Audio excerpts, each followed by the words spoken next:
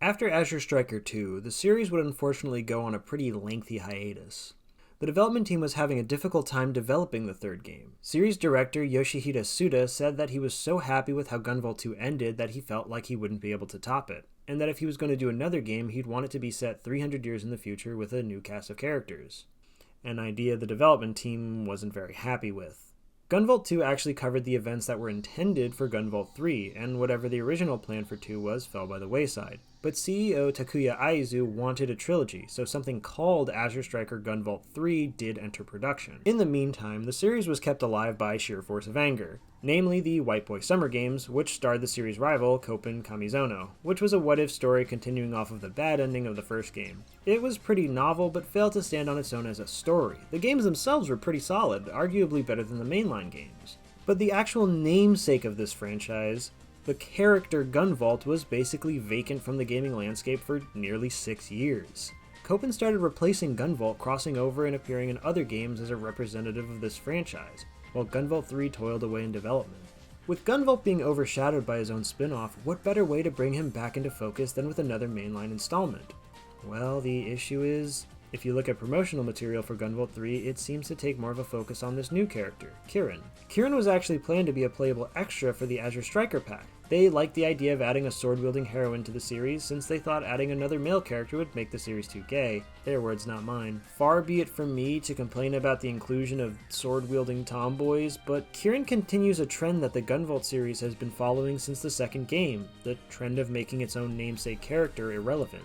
Which brings into question if this game is even going to be about Gunvolt, and if introducing another playable character is really what the series needs right now, when most people don't even remember Gunvolt exists. And in my opinion, the series never really nailed his gameplay to begin with. It risks muddying this story and this brand that has already felt unfocused and mismanaged. I'm very critical of them, but I generally like the Gunvolt games and thought the Luminous Avenger series took some steps in the right direction, at least gameplay-wise. It's always been the story where I feel the most potential is being missed. It's honestly been a downward spiral since Ask 2, with LA2's story coming across as a bad joke. In spite of that, Luminous Avenger was probably the most polished game in the series, with some of the best art direction and boss fights the series has ever had. Off the heels of that, I was pretty excited to see what Inti would do for a new numbered Gunvolt game. So, does Ask 3 disappoint? There's a compelling fantasy at the core of Kirin's design. Blinking around, slashing through enemies in a flash is a fantasy that several games and characters have been built on, and Ask 3 isn't the first and certainly won't be the last. But it does have a pretty unique take on it. Branching off from the original Gunvolt marker system, marked enemies can be jumped to with what the game calls the Warp Slash, making it feel like an iteration on the established faster-than-light ninja fantasy and Gunvolt as a whole. You can press left or right to influence which side Kirin ends up on, which is the major pillar of Kirin's evasive options. When you have enough fetters on an enemy, their health bar will turn red, making it clear when to go in for the kill. If you mark multiple enemies in a sequence, she'll dance across the screen, slicing through bad guys left and right. Killing an enemy without touching the ground will grant you a score multiplier that you can maintain by staying in the air. She's the first real melee character in the series, complete with combos and unlockable techniques. Her ground combos deal more damage, but the game really wants you to stay in the air, so it's easy to forget about them. The most mileage you'll get out of them is in boss fights. Not being able to dash cancel them makes them kind of frustrating since they leave you wide open. She can attack multiple times in the air, but doesn't have much in the way of sustained air combos. Kirin's unlockable techniques can be chained, but have a tendency to either require you to be on or push you towards the ground, which means you're going to be saving them for boss fights where maintaining a multiplier is impossible. Since the game wants you to stay in the air, you're not going to be using most of these in the actual moment-to-moment gameplay. The mid-air uppercut was the one I used the most, and I used it more for airtime than for damage. The downward rolling slash can be jump cancelled and see some use throughout the stage, but I really had to look for those. The majority of them just aren't useful in an immediate way. Kirin is as agile and dexterous as you might expect from a battle priestess, inheriting the infinite wall jump every Mega Man descendant has, as well as Gunvolt's sprint. One feature unique to her is her mid-air jump, which she only gets after a blink, which is really arbitrary. You spend so much time in the air that your brain gets used to having that extra jump, so moments where you don't have it can lead to you getting hit. Would constantly having the mid-air jump make the game too easy? The game is already too easy. This would just make it more consistent. It's disappointing that wall jumping isn't really a factor in staying in the air. A more traditional wall jump with no mid-air control could turn walls into a useful beat in maintaining your air chain, but not an infinite solution. Why do we need to stay married to this spammable wall jump when bosses in the series always need to be designed around it? I think it's more trouble than it's worth. Kieran's movement options only occasionally get in the way of gameplay, but aren't being used to enhance it as well as they could. With Copen and now Kieran, Gunvolt is cementing itself as the action platformer where you're never supposed to touch the ground, which is definitely a unique identity distinct from its predecessor, which could be a good or bad thing depending on your perspective. It is a unique flavor of action platforming that you can't really get anywhere else. The issue is the game doesn't really explore this unique style in any depth. The unlockable abilities don't really expand on the core of slashing through enemies while trying to stay in the air, so Kieran ends this game playing very similar to how she starts it. It's really deflating that the second roster of bosses don't even give you new abilities, they just augment existing ones. Halfway through the game, you've already seen most of what Kieran has to offer. If the abilities focused on expanding Kieran's options in the air, they would have seen a lot more use. Here are some suggestions: slowing down time or hovering, an air dash or lunge, running on the ceiling for a limited amount of time, using her sword to vault off the ground to stay in the air, after a blink leaving behind an after image that she can jump back to, a kick that could propel Kieran off enemies. Most action games have a tendency of limiting player options in the air, and if Gunvolt wants to continue down this route, I think it should do the opposite. Turn landing on the ground into a soft fail state where you don't have access to as many tools. Make the player the deadliest when in the air. The developers should treat designing Kieran like designing an extreme sports game. Give her a variety of tricks and maneuvers the player can chain together. Gunvolt 3 basically does away with meter management. Ignore that for now. It's a trend the series was slowly moving towards with LA2. Kieran's feathers are a limited resource, but it's easy to forget since you usually get them back just by playing, to the point where I wasn't even sure what reloading did at first. I guess it's here for pre-evasion spam. Pre-evasion still isn't its own resource, and it's as spammable as ever, which you can't tell me is a viable strategy since it makes your score go down. There really is nothing else to do with feathers other than mark enemies. If she had a key or focus meter she could fill by dealing damage and then spend on other functions, what if she could detonate feathers on marked enemies from a distance with some spectral slashes? Like that one guy. It'd certainly make bosses more interesting. Do you spend meter on a safe detonation or risk going in to deal more damage up close? And there's room for it on the buttons, since there are 2 Gunvolt buttons for no reason. Some of the abilities I suggested earlier could also drain from this meter, making them really useful but expensive. Kieran's feathers aren't a compelling resource because you're never making decisions with them, since there's only one thing they can do.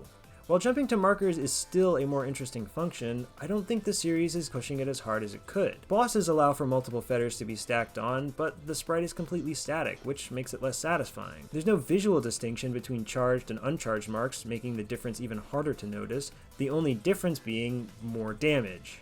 At the very least, the marker should highlight the last target you hit so I can know where she'll end up after a chain. Which one of these enemies am I going to jump to? The Gunvolt series' central mechanic is its marker system, and it's disappointing to me that it's still this shallow so many games in. Kieran's mechanics are novel and can be fun from time to time, but I feel like they don't really explore the potential of this blinky-blonky floor is lava samurai simulator with any meaningful additions. There is potential here, and another game starring Kieran might utilize that potential, but as it is, she still kind of feels like she's in beta. Overall, there isn't a lot of decision making to Kieran's playstyle. It feels very execution focused. Sometimes the game just feels like connecting the dots, and I don't know how compelling I find that, especially considering the act of completing stages itself isn't really that difficult. Kieran might be an interesting avenue for action platforming in her own right. What Kieran isn't is a solution to the problem that Gunvolt has been dealing with since his inception, that his mechanics are pretty simple. You might even call them shallow. Remember when DMC4 came out and everyone was kind of mad that you had to play as Nero, but halfway through you got to play as Dante? Well, what if Dante was this guy? That's right, Gunvolt is resigned to this game's version of Devil Trigger. We can't play as the title character until we've sufficiently filled up the Gunvolt meter. Once the meter is depleted, we go back to playing Kieran. Gunvolt can't take damage, instead it just sucks down the feathers gauge, which further cements him as a supplement to her gameplay, as the game is only over when she dies. The lack of knockback when taking damage creates this ludic disassociation where it doesn't even feel like you're playing a character. He doesn't react to getting hit, and there's no risk of failure. There is no love here, and there is no pain.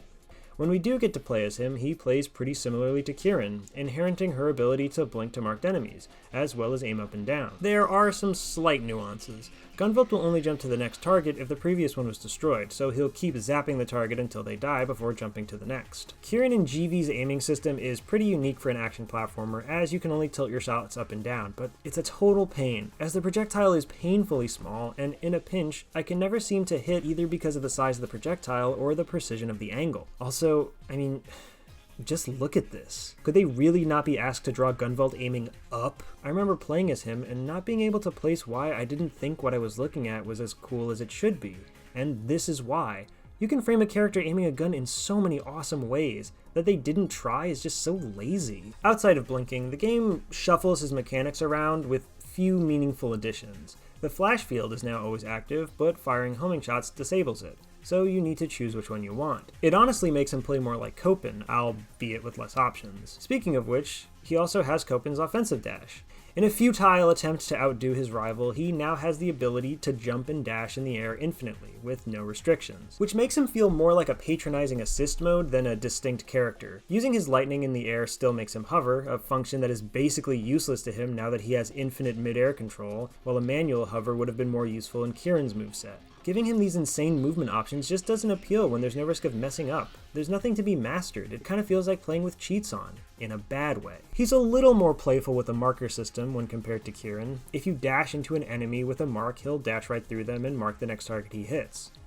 If an enemy has 3 marks and you dash into them, you can do an instant kill suplex. Honestly, this move is kind of boring to me since all it ever does is end the fight, even on bosses. I don't even know if this needs to be said, but Gunvolt doesn't gain any new abilities from defeating bosses and plays basically the same throughout the entire game. Gunvolt 3 feels like mechanical procrastination. If an Ask 4 does come out with GV at the center, I don't really get the impression that the series has really figured out what to do with the character. If Ask 4 needs to introduce another playable character and other supplemental mechanics, it just brings to question why bother making games about this guy if he always needs a crutch to support him. It's just disappointing that Ash 3 didn't use this as an opportunity to really experiment with his playstyle and finally decide what he's about. Mechanically, the future doesn't look bright for our Cobalt Crusader. One of the biggest issues holding this game back is its camera. You know, things have gotten bad when a 2D game has camera problems. Since Kieran and Gunvolt need to dart around left and right, it means the camera's going to need to follow, which will occasionally have you jumping right in front of an enemy who's about to attack you. Kieran's score system doesn't blend well with enemies' tendency to be on the ground. Since the camera will follow Kieran into the air, it makes it harder to see enemies, especially in the more open levels.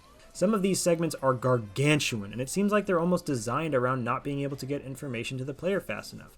The best levels are the ones where enemies and hazards meet you in the air. The game loves to keep track of enemy projectiles. If one enemy shoots a projectile, it will follow you to the ends of the earth. It leads to a ton of instances where you'll randomly take damage and have no idea why. Not to mention, enemies can initiate projectiles from off-screen. Their abstract mechanical designs make it difficult to tell when they're initiating attacks. The game is also very stingy about caching markers off-screen. It's hard to tell how much leeway you have, and increasing it would have been a godsend. It feels like the camera is working more for the enemies than the player.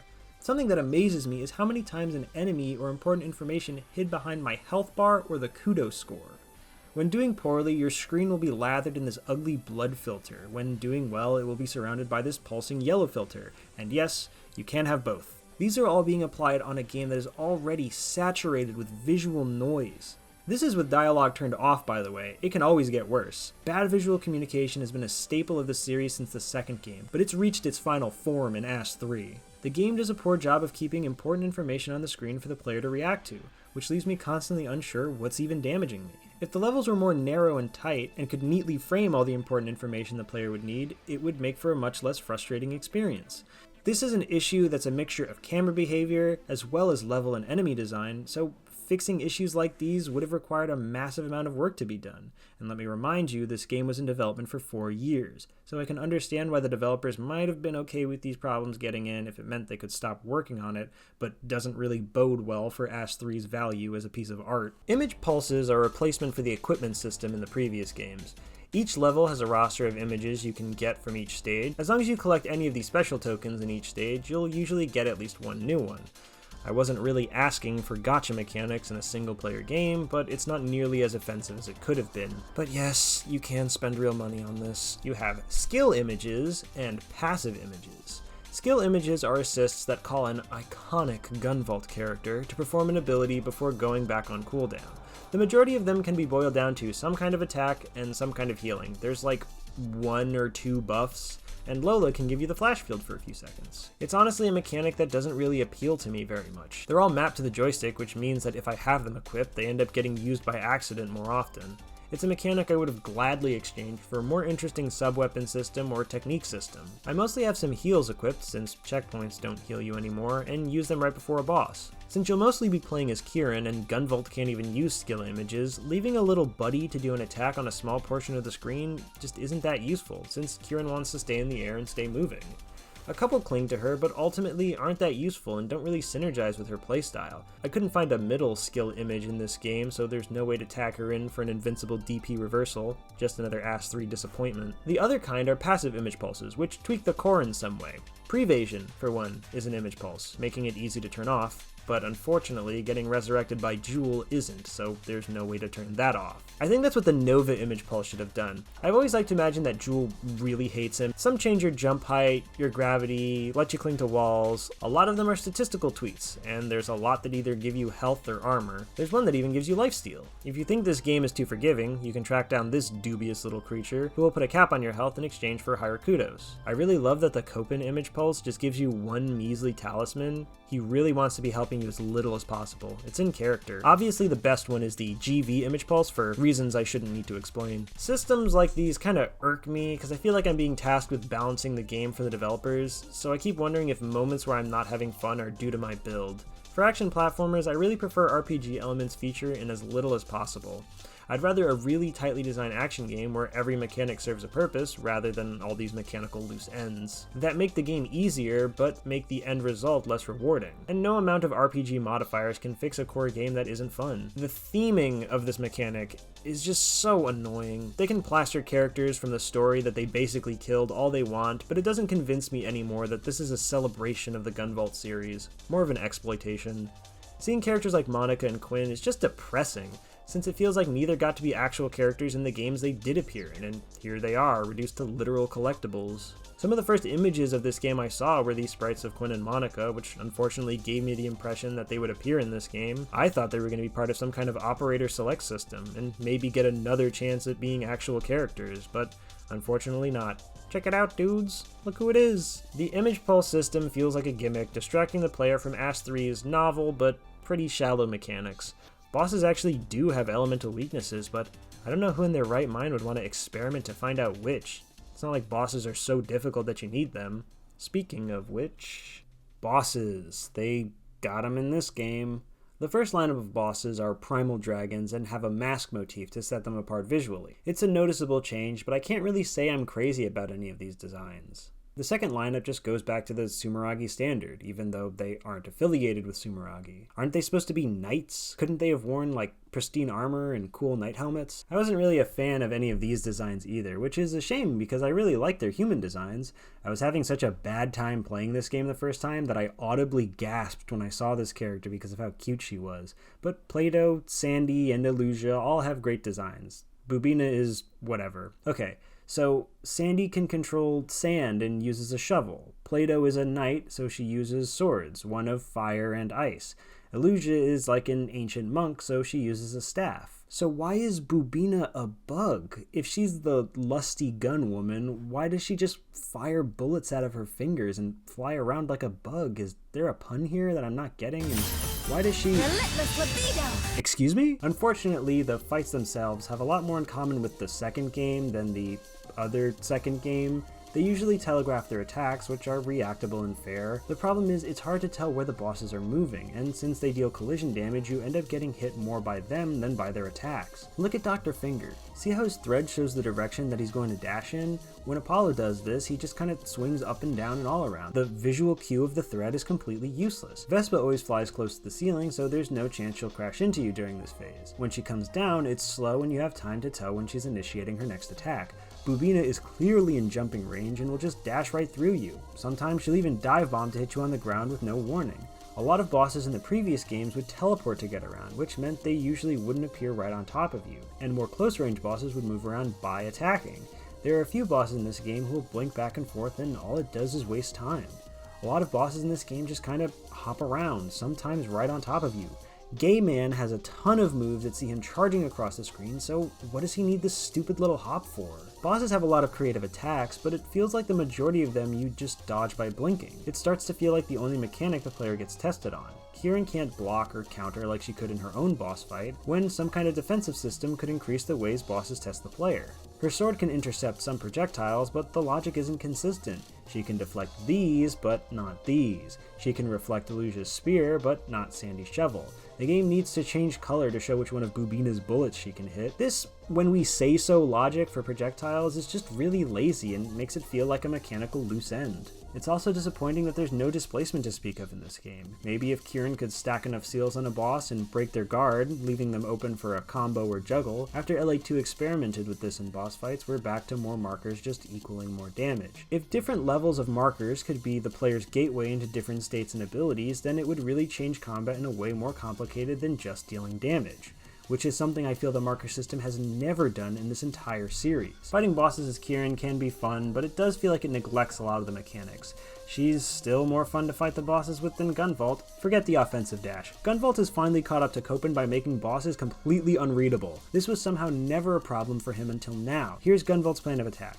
You mark the enemy 3 times and hold down the lightning button until they get low enough for a weave snatch. He's not a great supplement to Kieran's gameplay since you can switch to him and literally hold down the lightning button with no risk of dying. Even in Ass 1 you'd still have to worry about avoiding attacks. Basically every boss on every difficulty can be defeated by waiting till about 1/3 HP, switching to Gunvolt, which alone deals damage, dropping a super, and then reverting back to Kieran and then dropping another super. It's just a clean way to punctuate fights, but since you get a point bonus and it's almost always a guaranteed kill, why shouldn't you use it? Supers stop feeling special when you just use them to end every single fight. They aren't a versatile tool, they're just a win game button. They're also back to being a single button press, so good luck if you press it by accident while trying to get a double S rank. What's even the point of giving bosses drawn out desperation moves if you can just shut them up with a super and still get the plus plus?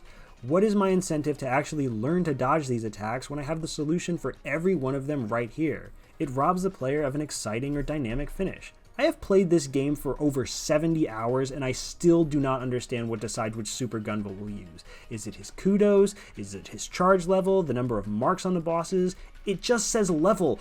What does that mean? At this point, I don't even want to know. One problem I refuse to accept is that bosses can go off screen. This hasn't been a problem since the Game Boy Advanced. This franchise has been off handhelds for 2 games, for 6 years. It just makes fights so much more frustrating with no benefits. It feels like a mistake an amateur would make, and not a studio that's been designing games like this for 2 decades. Prado is one of my favorite bosses in this game, and one of my favorite fights in the series. It looks especially sick when you're pulling it off, but even she suffers from this widescreen problem that'll see her telegraphing her attacks off screen. Good or not, the developers were able to design diverse bosses with limited screen space up until now. So why go back? What's so disappointing about these bosses is just how much of a regression they are. Both Luminous Avenger games made serious strides forward in boss design. Now without their frustrations, Ass 3 just feels like moving backwards. These just feel like they were designed by a different team than the last game, which they probably were considering these games launched in the same year. Look, I don't have a source to back that claim up, but even if I did, it wouldn't really help the game's case. When it comes down to it, I feel like the bosses are usually the deciding factor in whether or not I like these games. Do I like these bosses? I really like one of them. A few of them are okay, but most of them I can't stand. Fights with Prince Ed are some of the worst in the series. I hate everything about these fights. He just might be the worst fight this series has had since Nova. So overall, bosses in this game are a miss for me. It doesn't really help that if you try to fight them on the game's terms, bosses are incredibly easy. The bosses actually do put up a fight, but only if you're willing to overlook a ton of the game's mechanics. Gunvolt has always been a pretty forgiving series. No lives and frequent checkpoints already make a game that basically anyone can finish. But the game doesn't stop there. A forgiving healing system, pre-evasion, leveling, Hatsune Miku, Super Gunvolt, Super Mega Ultra Gunvolt adds so many safety nets between the player and failure that it just leaves the game tensionless. You need to ignore so many mechanics to get a game that actually feels challenging. It's why I try to give myself a more difficult time on my first playthrough by limiting when I'm allowed to heal and retrying if I get resurrected. Because if I played this game on its own terms, I think I'd just get bored. Leveling is a mechanic in the series I have never understood. Increasing the player's health just makes the difficulty curve slope downward in a game that's already too easy. The worst offender in this category is Jewel. Resurrection has been a mainstay in this series since As 1, and it couldn't be turned off in that game outside of the hard mode. The Luminous Avenger games gave you the option to remove it entirely. But Miku is back and badder than ever, since there's no way to turn her off. When you do get resurrected, you play as an even more powerful version of Gunvolt who literally can't die. If you're trying to skill your way through bosses and get resurrected, you just have to sit through the animation and select retry. This will occur as a result of just playing the game normally, and if it's not random, I don't know what causes it. Even on the hardest difficulty, you'll still get resurrected. It feels like the game is terrified the player will encounter any friction whatsoever and slaps their hands away in a gesture that is patronizing to beginners and a waste of time for experts. It stands in the opposition of anyone looking for a challenge. I wonder if Inti Creates was traumatized by how difficult people said their games were, and that with the Azure Striker games they kind of overcorrected, making them too easy. A common response to the accusation of Gunvolt being too easy is, it's really hard if you try to S-rank it. I've always taken umbrage with that line of thinking. The dedication to hunt for S-ranks is earned. You're not owed that. Except by me, I guess. Up to this point, I've been trying to criticize these games as action games, when it might be more accurate to look at them from a score attack direction. It seems like for a lot of fans of the series, that's the appeal, so I wanted to give it a more dedicated shot in this game and try to get the S++ rank for a few of the stages. I got S++ ranks for the main 8 stages and got double S ranks for the first 4. S++ is with the max score you can get based on your points, and there's a number of factors that play into that. Kudos chains no longer drop when taking damage. Instead, you get the chain locked until you can accumulate enough points to break it. You lose your points when you die, which means in order to get the best possible score, you're going to need to clear the stage without dying. Staying in the air as long as possible is the best way to get the big tasty numbers. But hitting the ground isn't the end of the world, you just want to avoid it. Kieran does get more points if she sets up long chains, but when I tried doing this I wouldn't get the ++, since it took too long. My final time wound up being the deciding factor, and dashing through stages with no regard for chaining, so long as I kept my multiplier, would usually nab me the ++. I also wouldn't get it if I didn't kill with a super, so that's basically a requirement. During my experience, I never actually paid attention to my score or the multiplier attached to it. I just tried to stay in the air and stay alive, and that was enough for me to S-rank half the game. I used to think that getting boss refights after beating the game was just a nice little extra so you could refight your favorites, but no, they're here for you to practice the bosses without having to replay the stages. That way you can focus on learning the stage layout, and then when you get to the fight, ideally you'll already know how to make short work of them. It's a pretty handy inclusion. Bosses will always get resurrected if you're getting an S rank or higher, so there's no random chance of evil Miku showing up to ruin your perfect run. She is an obstacle you have to plan around, which if you play conservatively, you can usually just... The double S rank is a kind of secret rank you can only get by completing an entire stage as Gunvolt. Playing as Gunvolt actually ended up being a pretty interesting alternative to playing as Kieran. You need a special image pulse that you only get after beating the game to start stages off as him. Going for double S ranks felt more like a tutorial for how to play Gunvolt, and it helped me realize that he wasn't just a patronizing support mode, but could be fun in his own right. I still don't think he needed to have infinite jumps and dashes, but Copen's marker dash was actually super useful for dealing with shielded enemies and enemies who were too close to the ground. What put a drag on this playstyle were the boss fights. Fighting them just isn't interesting as Gunvolt. Sometimes you'll finish a stage but won't have enough meter to kill the boss. I think a timer mechanic like this can be a pretty fun motivator to play more efficiently. There's no reason it needs to replace Gunvolt's health and his only offensive option. Your actual score doesn't factor into it at all, so as long as you don't play Kieran, you're good. Going for skill ranks definitely helped me get the design of this game a lot more than playing it casually, but I feel like that's kind of a failing of the casual experience.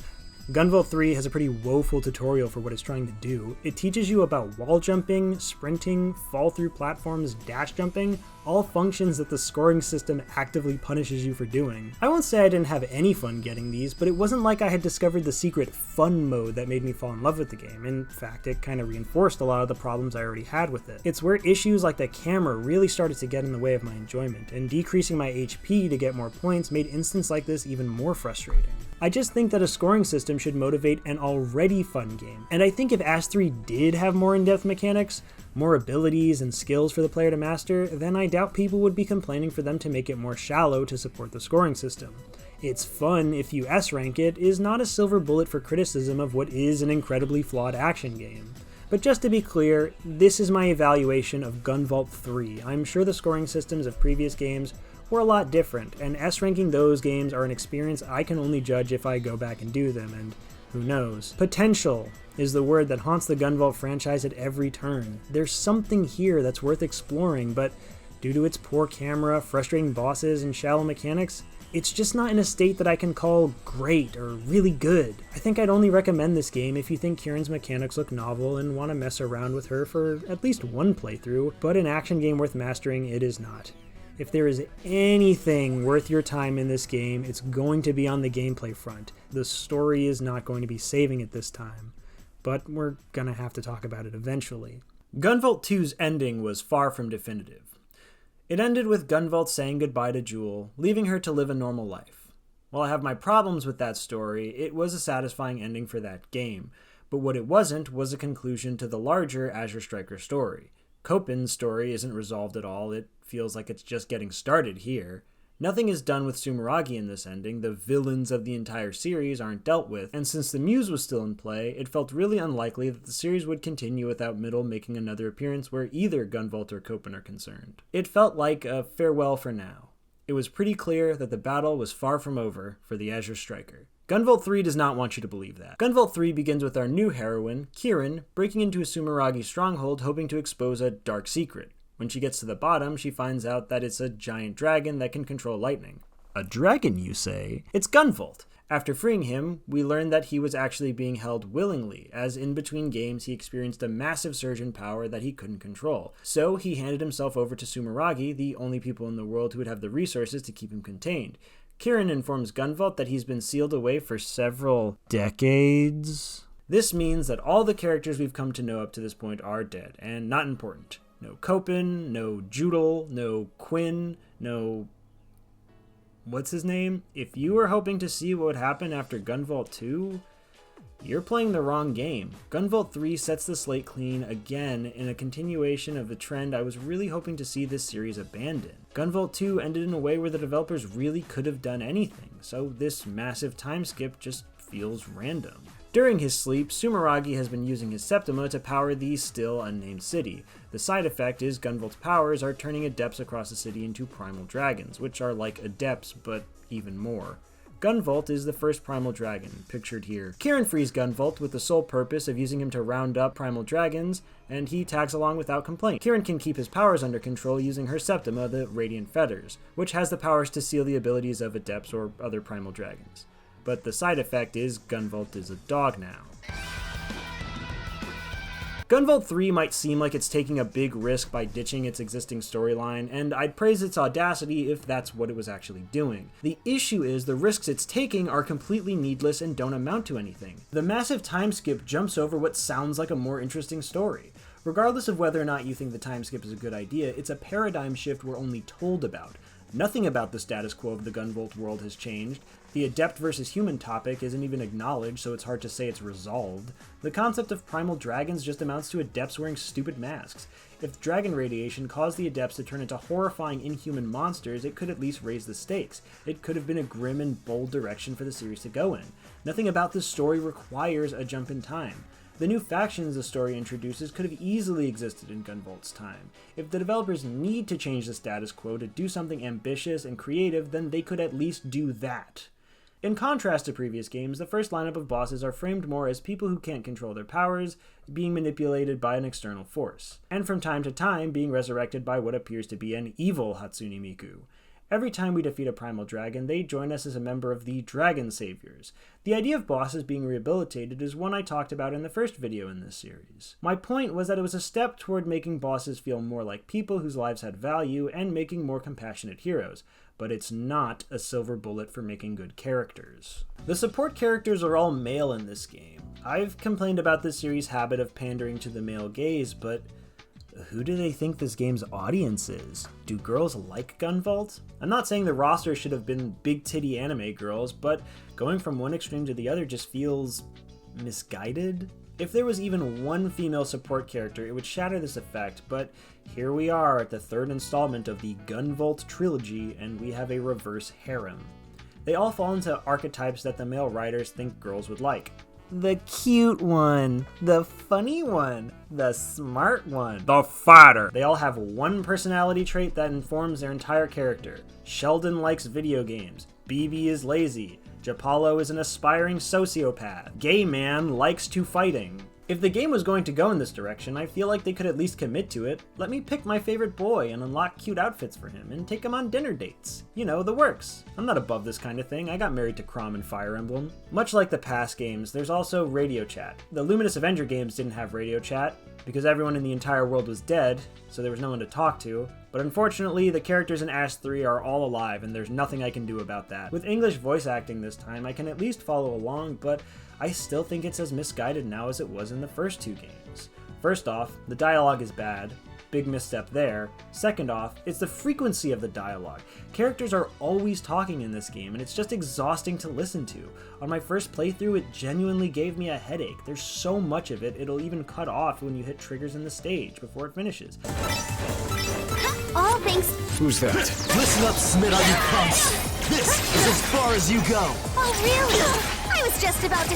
You should be. No matter what you do. You're fine. Come quietly or else. Oh, crap. How do they expect me to play this game? Am I supposed to be blitzing through the sky in the blink of an eye, or am I supposed to sit patiently for the dialogue to finish? There's a real comedic bend to the dialogue in this game, and there's not much I can say other than that it's not funny. Beyond whether or not I found it funny, it just gives the game this farcical tone that makes the proceedings harder to take seriously. We really get some of the worst scenes in these segments. It'd be bad if I sprayed some air freshener in here. If you want to turn into a human torch, that'd be a surefire way to do it. I mean, you were sealed away for ages, right? How does it feel to be free after all that time, old man? Definitely feel worse after being asked that question. I'm not mad all my friends are dead. I'm mad that you called me old. You know, GB, I'm currently in heated water. I'm used to. Ever since my final dragon transformation, I've been able to activate my Septima underwater. Oh, so that's why you hated it. I thought maybe you were just a bad swimmer or something. I'm trained in just about any skill that would be useful on a mission. I'm quite How was it confident in my close? swimming ability. Come on. It's so boring. What do you want from me? Sorry, I'm just joking around. As soon as she completes her mission, I really hope she pats my head and tells me I'm a good boy. Elton Melon! That perfect piece is coming at me at Mach speed! A non-adept could move like that? You gotta be kidding me. It's true. You would bounce off walls and ceilings at seriously breakneck speeds. His mobility was unbelievable. I've yet to fight another enemy as menacing as him. Sumeragi has this image of being a big, evil corporation, but it's hard to deny that this side of the company supports people's lives. I guess that's who they've always been. It's true that the old Gunvolt may have been a real bastard. Shut up, Kieran! And the quality of the voice acting doesn't help it. Gunvolt reads all of his lines in an adolescent growl, which gets irritating to listen to, while Kieran says all of her lines in a matter-of-fact tone, like she's standing up to the school bully. You get so sick of listening to these two characters speak since they never change their inflection. It's even worse in bosses, because if you keep dying to the fights over and over again, they'll just keep repeating their lines every single time, and it's just mind-numbing. And don't tell me to turn it off. Believe me, I did. But the developers didn't put it in the game because they didn't want me to hear it. They wouldn't have gone to the trouble of writing and recording this dialogue because they were ashamed of it. This is the intended Azure Striker 3 experience. The worst offender in this regard is this little parasite. I know Japanese games having bad voice acting is just something we have to deal with, but do English localizers not have ears? Did they just cast the first squeaky voice actors they can find and not stop to consider that this would be the voice the player would have chirping in their ear for the rest of the game? The device is no longer operational. Now, hurry to the next missile. The boosters are detecting one after another. You really need to hurry up. This one's even further away than the last one. Please, make sure you don't... The boosters are detecting again. Move your butts and get out of there. The boosters are all detecting together. I'll wait for the second getting out of there. Hurry up, Liz. You can rest easy now that I got you back. Hell yeah. First aid. The eyes. Aim for the eyes. Yeah. Hey, I'm here with you! Shut up! I don't know how anyone can think this is acceptable. I seriously hate this little freak, and his painfully desperate gamer jokes delivered through his shatteringly high voice ranks him easily amongst the series' worst characters. I'm actually insulted the developers thought I would find this character endearing. Whew. The game quickly loses interest in the primal dragons and spends the rest of the plot concerned with its real villain, the foreign military Atems, who launch a full-scale nuclear assault in the second act, which Sumeragi is completely unequipped to deal with, and their only resource is to send Gunvolt and Kieran at the missiles to fight them. But don't worry, the missiles aren't actually armed. It's on this missile we come face to face with the leader of Atems, Prince Ed, an adept who can control fire. He reveals that the goal of the missiles was to get past Sumeragi's continental barrier. What he plans to do once he gets through is a mystery. He literally won't tell us for fear we'll get in his way. After passing the shield, he unleashes his army of lesbians to wreak havoc on the land in search of artifacts called binding brands. What do? I don't know, and neither does Kieran, but it justifies the next roster of bosses. The story is very objective-focused rather than character-focused. It's not motivated by any interesting relationships or characters having to make difficult decisions. It's just about a series of things that the characters gotta get. We gotta get Gunvolt back. We gotta get the primal dragons. We gotta get the missiles. We gotta get the binding brands. We gotta get the big baby. The game does very little to get you invested in the actual characters, why they're doing what they're doing, and why we should care. Quality character writing has always been a problem for this series, but it's really never been this bad. It feels wrong to say Gunvolt is back in this game. I was excited to finally hear an English voice for a character that I really liked, but it doesn't feel real. I think that's because of this thing. Gunvolt spends the majority of this game as a dog, and we never really get a concrete answer as to why. This new form wouldn't bother me so much if he wasn't so comfortable with it. He never expresses any interest in trying to get his body back, and seeing him in this state could lead to some great character moments and humor, but it barely comes up. It doesn't help that from a writing standpoint, he's basically unrecognizable, not really bothered that everyone he knows is dead. Gunvolt's love of his friends was one of his defining character traits and basically his sole motivation. So, never bringing them up or even trying to find out what happened to him while he was away, it's not him. It's the lack of shock or grief that makes it impossible for me to relate to Gunvolt as a fan of the series, but also as a human being. Maybe I didn't care about these characters, but wasn't he supposed to? I think the most offensive aspect of his character is this lack of reluctance for working for Sumeragi, the corporation that tortured him and ran experiments on him and his friends, the one he dedicated his life to stopping. It's a complete 180 for his character, and a story about Gunvolt having to work with Sumeragi could have made for some interesting drama if Sumeragi had any established characters for Gunvolt to share enmity with. It's the lack of doubt or mistrust that shatters the illusion that this is Gunvolt or that this is a continuation of his story. Whitewashing the trauma that shaped him into the person he is a step too far. The idea of Gunvolt struggling to control his powers and being afraid he'd hurt the people he loves could have been a great direction for a third game. An ending where he turns himself into Sumeragi as a last resort could have been poignant if told well, but since we don't see that story, it just feels like he gave up for no reason. Gunvolt didn't see humanity and adepts as separate entities. He rejected Copen's notion that humans and adepts couldn't live in peace, but didn't see himself as part of a superior race like Asimov did. He was just a dude who could control lightning. Nothing more, nothing less. Now, Gunvolt literally is part of a superior race, the primal dragons of which he is the first, so definitive that his mere presence awakens other primal dragons. This idea that he was a normal person given special powers can't be taken seriously anymore, when he has to spend the whole game sealed away because of how powerful he is. I was joking earlier, but apparently this direction was inspired by fans arguing that Copen was actually stronger than Gunvolt. Is that what determines which is a better character? Raw power? Gunvolt isn't cool because he's the strongest. He's cool because in a world where anyone can be given powers, and where so many are quick to sell out to the highest bidder, he says no thanks and fights for justice. Gunvolt not being as powerful as Copen isn't a flaw, it's a source of tension. And overcorrecting like this just sort of misses the point on two levels. One, people like Copen because he's more fun to play. Two, it's being able to face down unlikely odds and come out on top that's admirable. Not just overpowering your opponent with raw force. Cranking up his power doesn't make him any more fun to play, and making him crazy overpowered means you'll have to contrive a reason that we can't play as him. I never saw being the strongest adept as a part of Gunvolt's character. He was always just the lightning guy. Not that much stronger than the fire guy or ice guy. And that's not a problem, lightning is badass, but just because he's not literally stronger than everyone doesn't mean he isn't the best. If this series needs to be about Gunvolt's ascent to godhood, then it could at least be about that.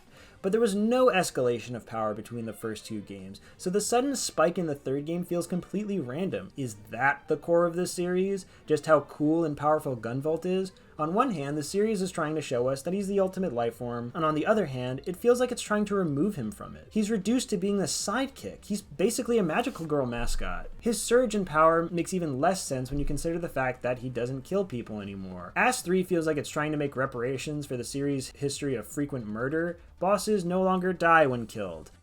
God, I just wish I still cared. The problem wasn't that Gunvolt killed people. It was that the story was uncritical of him killing people. If this story wanted to explore Gunvolt's relationship with violence, then that could have been really interesting. If the story just had him KO enemies to keep a lighter tone, that would have been fine. Now, it's honestly too little too late for me. Gunvolt's problem in past games was not that he was too mean, it was that he didn't have enough flaws. Gunvolt was a character who was never allowed to be angry. There was never a sense that the heinous actions of his enemies were wearing away at him. There was never any sense that this frustration could culminate in anything, since what would an angry Gunvolt do? Kill people? I feel like the death of Zonda at the end of Ass 2 could have been a really harrowing moment, but it's that uncritical relationship with violence that sees Copen and Gunvolt killing a child being easily forgotten, when in any other game, that would be a real moment of reflection, like, are we still the good guys?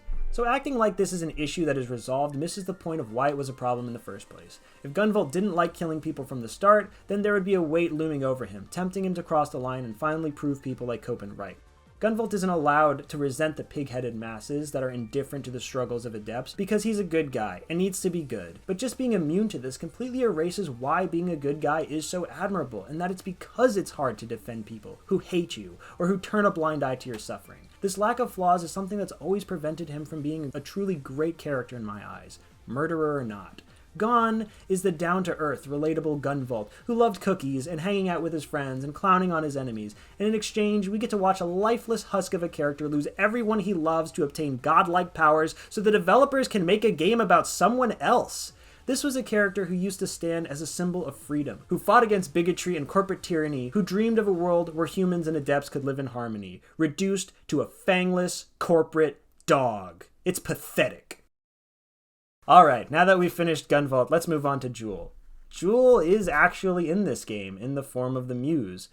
I wouldn't be able to tell you why she was here. In previous games, getting saved by Jewel felt like receiving a helping hand from a friendly character. It felt like she was rooting for you and existed to strengthen the bond between her and Gunvolt. In Ash 3, it feels like getting saved by a logo. Like, who is this? They just say that she's an image pulse that just started talking and moving around because Gunvolt had Jewel sealed in his nuts back in the day. In levels, she'll chime in from time to time, and every instance I'm just like, are you still here? Most of the time, no one's even talking to her. She just feels like a dramatic appendix, even more superfluous than Gunvolt. It just feels wrong seeing her materialize behind you in Overdrive. It's not like she and Kieran have a really close bond. These two aren't lovers. They don't even have any colors in common. It feels like they just put her here because she was in the other games, rather than give Kieran a companion or guardian that she actually has a connection with. Once upon a time, the bond between Jewel and Gunvolt was the emotional heart of this series, and the idea that this wax simulacra is some kind of substitute is disrespectful to Jewel and her various incarnations. Kieran could have been the silver lining to this nightmare, but unfortunately, I didn't walk away liking her as a character. Look, I'm a guy and a gamer, so I get a little self-conscious about how my hour-long video game videos always seem to have a section where I go on and on about how much I hate one of the female characters, so it might surprise you to hear I was actually excited for this series to have its first playable ass. Lass! I said lass! Now that I've convinced you I'm not a raging misogynist, let's talk about the most important part of any female character, her appearance. Kieran's character design has a great foundation. A girl with short hair, a poncho, and a sword is just badass. It's an awesome idea for a character. My problem is everything else. It's just kind of a mess. From her 30 unnecessary accessories that clutter up her design, to her clashing color palette that looks like someone poured black coffee over rainbow sherbet, nothing about her design says sci-fi. If I didn't see her throwing talismans, I wouldn't have guessed she was a shrine maiden. She's not an ugly character. She's a pretty typical, cute, short-haired anime girl, but all the extra detail doesn't do anything to inform her role, personality, reflect the setting. She just sticks out like a sore thumb. Kieran is a battle priestess of Shadow Yakumo, as she is very quick to remind us. Being a devotee of this secret society, she's a little too chummy and amicable to pass as an outsider. Her sassy modern gal demeanor feels like a concession to make her more likable to the audience regardless of how this kind of character would actually behave, a concession that had no effect on me. Kieran's comedic dialogue just comes across as very smug and like the situation at hand isn't worth taking seriously, which is great because if I got the impression any of this mattered to her, I might start to care. Sassy gal Kieran and weird cultist Kieran just don't synergize for me and leave the character feeling unfocused and bland. There's very little pathos for the character. She doesn't really seem to make mistakes or suffer misfortune. She doesn't have a tragic backstory, no pain from the past.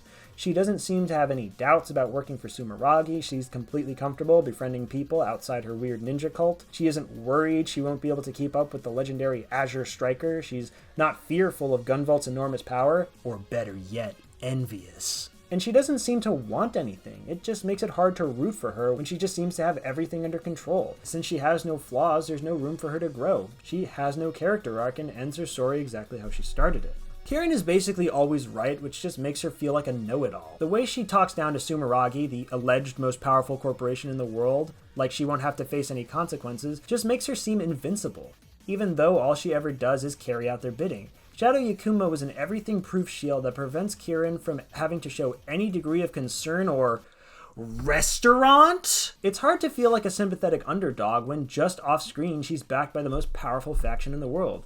One of the biggest questions floating around this story is, why Kieran? Why is Kieran the only person who is sent to deal with what is effectively a global crisis? Kieran's Septima, the Radiant Fetters, makes her a good fit for fighting Adepts and Primal Dragons, but why is she sent to do this by herself? Shadow Yakumo and Sumeragi are supposed to be the two most powerful forces on the planet. Why is their only solution this one girl? She has no overhead from Sumeragi and no help from Shadow Yakumo. The main reason Kieran doesn't work for me is that there's nothing personally at stake for her. We can't get invested in her loyalty to Shadow Yakumo because they are a faction we are only ever told about. We hear about them and all the cool stuff they do, but we, the audience, never actually see them, which means they either don't exist or really don't like talking to Kieran. This leaves Kieran feeling really out of place in the story, as the conflict is mostly between Sumeragi and Atems. Making the conflict between Sumeragi and Shadow Yakumo would have at least given Kieran a reason to fight for her side, or make Kieran a Sumeragi operative reluctantly working with Gunvolt. Because she has no loyalty to Sumeragi or Atems, it just makes it feel like she has no reason to care about this conflict other than it's her job, which, like, fair queen, stack that cheese, but it makes for a boring story. The emotional heart of this story is her relationship with Gunvolt, and I seriously couldn't care less. Gunvolt and Kieran just instantly start working together with no reservations. Gunvolt doesn't know Kieran or have any reason to trust her, but follows her like a faithful pup. With no conflict between them, the friendship doesn't feel earned. As partners, what emotional hurdle do these two overcome? They don't challenge each other's ideologies or even have contrasting personalities. This is where the lack of flaws really comes to bite Kieran in the character. Since she doesn't have any flaws, there's nothing for her to fight with Gunvolt about. If Gunvolt thought Kieran was trying to use him, or if Kieran didn't trust Gunvolt to not abuse his powers, it would at least give them something to overcome together. What are Gunvolt and Kieran to each other? Gunvolt doesn't take on a mentor role. These two aren't lovers. They're just partners. Two partners with no conflict or disagreement is probably the single most boring relationship you could center a story around. Yes, they do playfully banter and tease each other in some of the game's most painful scenes, but that does not instantly create a believable friendship. It's not believable, so when tragedy strikes, I don't care. Tension that this partnership might not work is what this story needed, so that when they are out on the battlefield, fighting as one, we actually care. I think the greatest criticism I can pose to Kieran as a character is that it doesn't really feel like her story either. I don't really come away from it knowing anything more about her than when I walked in. We never get a sense that there's anyone in her life she really cares about. Kieran doesn't have any friends or family. We never get a sense of what her training was like or how she ended with Shadow Yakumo in the first place. Giving your character an ambiguous history, or no history, can be a great storytelling decision, but it needs to be deliberate. Kieran feels like she just fell out of a black hole. Gunvolt has his story effectively destroyed, so a character we know nothing about can solve a conflict that has nothing to do with her.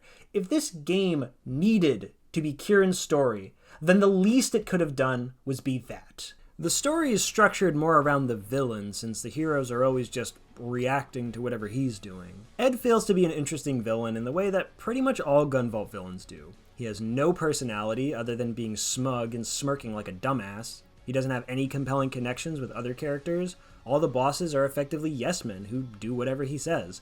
Layla, the host for Evil Miku, is hardly even a character and just spends most of the game grunting.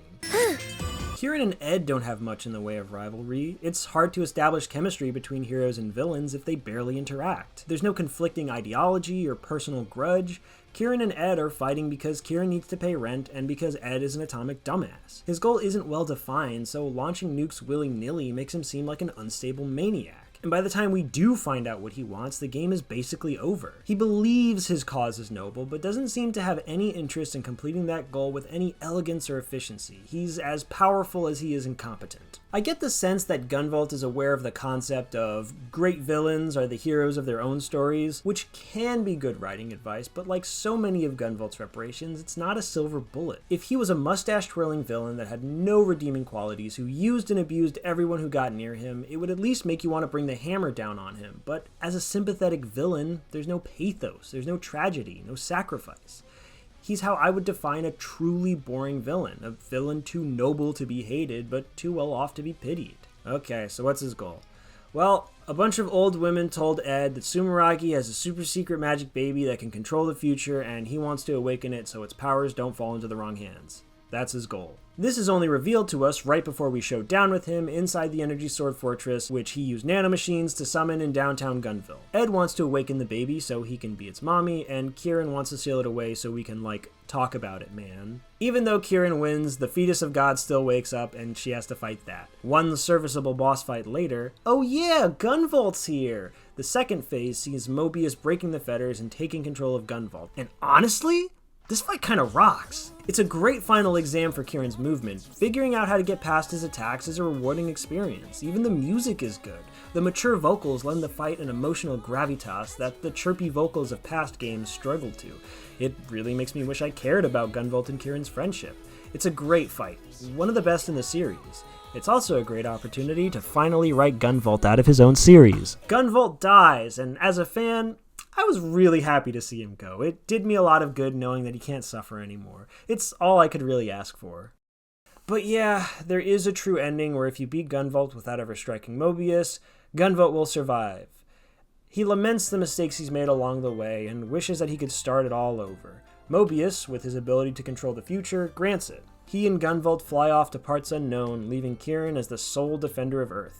As 3's ending tries pretty desperately to give itself an out in case fans don't enjoy this story, while also setting up a continuity for potential Gunvolt Chronicle games. It's hard to view it as anything other than that. The game implies Gunvolt is going back to his own time, which is basically the worst way you can end a story in a long-running franchise by retroactively making it not matter. We could be in for a kind of soft reboot where they give the whole series another shot. An idea I'm not really enthused about either, since I don't really get the impression the developers have learned any lessons from their mistakes. Gunvolt 3 is easily the worst story this series has ever had, so I can't imagine that trying again from scratch would really be worth the effort.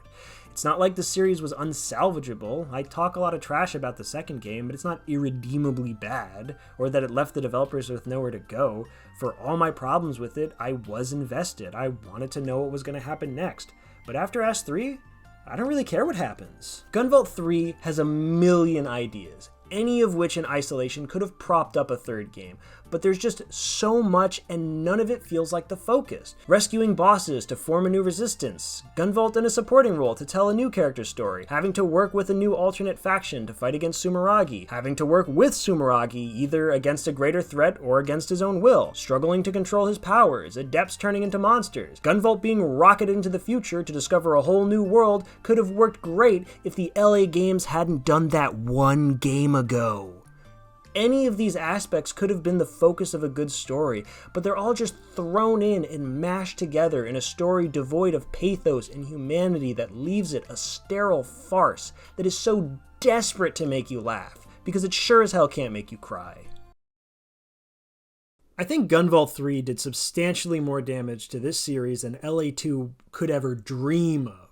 The reason I didn't dwell on that game's story was because it was the sequel to a spin-off. I didn't think it really represented the state of Vault to come, but it did. The massive time skip present in LA1 and Ash 3 was apparently a big coincidence.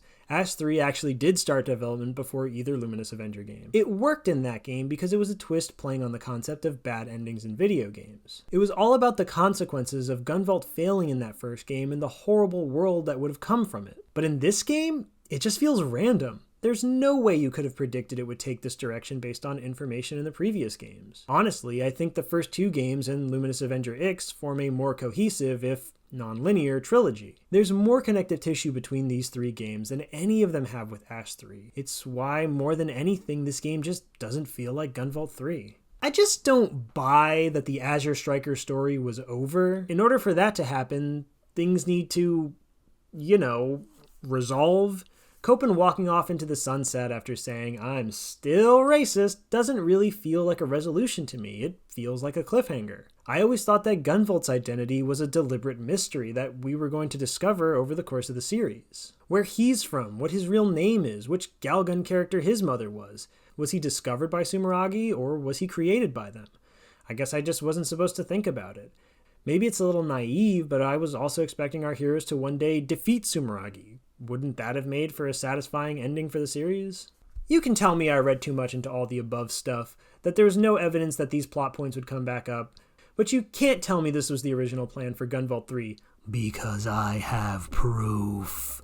Gunvolt 2 features a secret ending that saw Nori extracting the muse from Middle and giving it to Zhao. Since he doesn't want Gunvolt or Sumeragi to have it, he's most likely working for a third party.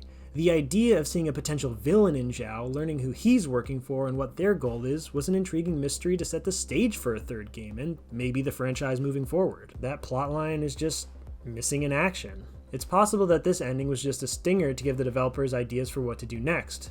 Now it just feels like an outtake left in by mistake. If you collect 150 image pulses, you'll get the secret ending, which basically makes fun of this scene. I feel like I should be a lot angrier about this, but I just don't care anymore. It feels like a developer who has lost faith in their own franchise, trying to play it off as a big, irreverent joke. I don't know. I'm not laughing. I can't believe there literally is a sequel to Gunvolt 2, and yet the series still finds a way to end on an unresolved cliffhanger. I guess some things never change. I think the reason I find this game so offensive isn't just because it threw out all the story to build up. It's because it threw out the series' entire identity. Gunvolt used to have its core theme, this clumsy analogy about how people with superpowers are kind of like oppressed minorities. It was an idea that never really worked with me for 2 reasons. 1, people with superpowers would have more power than the average member of society, and 2, it comes across as disingenuous to frame your heroes as disenfranchised minorities and then spend the entire series killing them by the truckload. But it was an idea. It was a topic that divided the world into 2 sides that the hero had a difficult time reconciling. Copen and Asimov both represent the warring sides of this, almost telling Gunvolt that you can either save Adepts or you can save mankind. You cannot do both. Confronting him with this idea in the form of stories could have made for a great game and a great series, but that never happened and never will happen because Gunvolt 3 has no theme.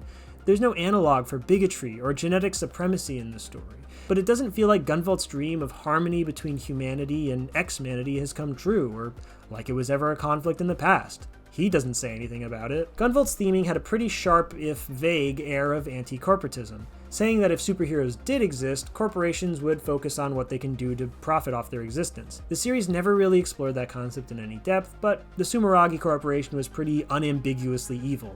They torture people, they run experiments on them. But Gunvolt 3 ditches that as well in its most cowardly inclusion to its story.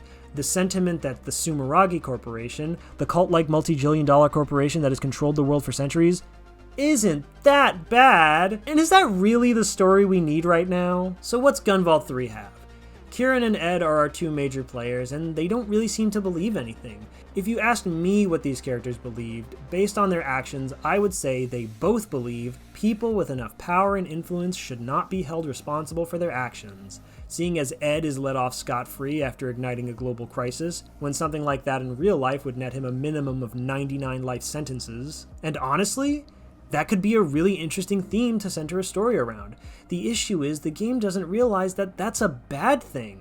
Believing that statement would make Kieran a bad or at least flawed person, which is good! A lack of flaws is Kieran's biggest problem as a character. Kieran could realize that if she and her super ninja cult don't wield their powers responsibly, it could ruin people's lives, and Ed could realize that his careless use of his power could be putting his own people in danger.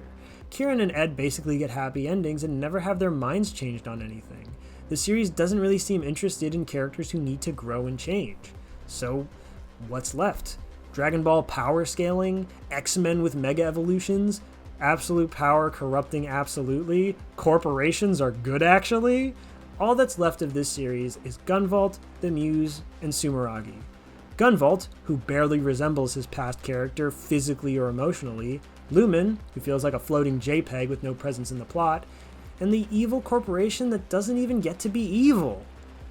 What's this series about anymore? What connects the Gunvolt games as a trilogy? Because they don't create any kind of cohesive story. Nothing is concluded when Gunvolt 3's credits roll. It just feels like the beginning of something worse that does nothing to rectify the issues the story had or lay it respectfully to rest. If Gunvolt 4 picks up where 2 left off, it'll make 3 seem like even more of a pointless detour, making the story even more awkward and uneven than it already was. Nothing in this game gives me any sense that a continuation of that story will be worth my time.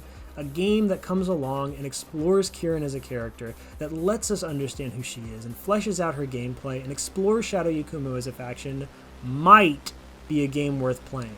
If the series moves forward with her, I'm not invested in her story. There aren't any mysteries or questions lingering in the air that I expect to be answered in a follow-up. I never want to see any of these characters again. Finally, Gunvolt ends at a point where I actually want them to set the slate clean again, since it was so bad this time. This is all assuming there's even going to be another Gunvolt game, since at the time of writing, the series has come to a close. I can't imagine these games sell very well, so I kind of wonder why the developers feel the need to keep this series going. If this was a series that was being kept alive because the developers were really passionate about it, I just feel like that passion would come back around. Each time a new Gunvolt game comes out, it feels like the developers do whatever they can to get it out of the way while having as few interesting things happen as possible. Like it's homework they want to get out of the way before they can do the stuff they really care about. And if not, I'm disappointed that Gunvolt 3 couldn't have taken this opportunity to just give the series a satisfying ending. How many franchises actually get to end on their own terms? Maybe Suda was right. Maybe Gunvolt 2 really was as good as it was going to get. But I always wanted better for the series. Better for Gunvolt, for Copen, and for Kieran. I want you to imagine my antithesis. Someone who loves this series unconditionally, who thinks the second game is a tear-jerking masterpiece, Gunvolt and Copen are perfect foils, and that Jewel and Quinn are beautifully written female characters. Stop laughing. Do you think they'd like this? Because I don't.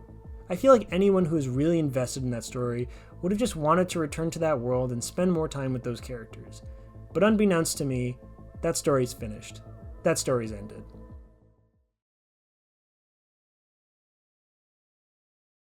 Maybe I should have seen this coming. I guess the writing was on the wall. Could this series be good and have Zonda in it? I just don't know what happened with this one. Believe it or not, I was actually excited for this game, but I don't think my expectations were too high. Azure Striker 3 just feels like a much less passionate and energetic piece than any of its predecessors, and maybe that's due to its troubled development. Ash 3 started development before either Luminous Avenger game, which might explain why it's so far behind them. There are aspects of its story that give me the impression it was the victim of a lot of rewrites. All we have to show for it is a shambling mess of a story that tries to milk unearned nostalgia while failing to make any of its own ideas compelling. The nicest thing I can say about this game's story is that it killed my enthusiasm for this franchise. And that's probably for the best.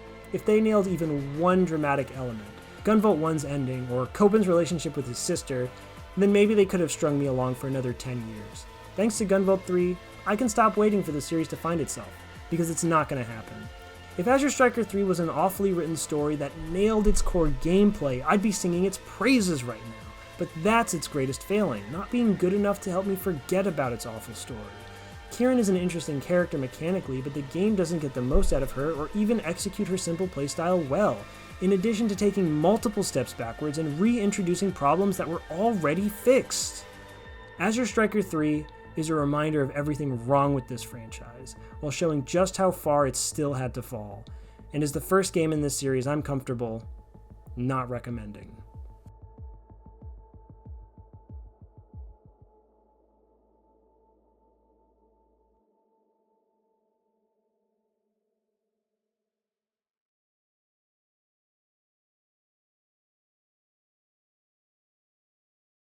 Having you by my side, Gunvolt, would be like giving a bodybuilder a rocket launcher.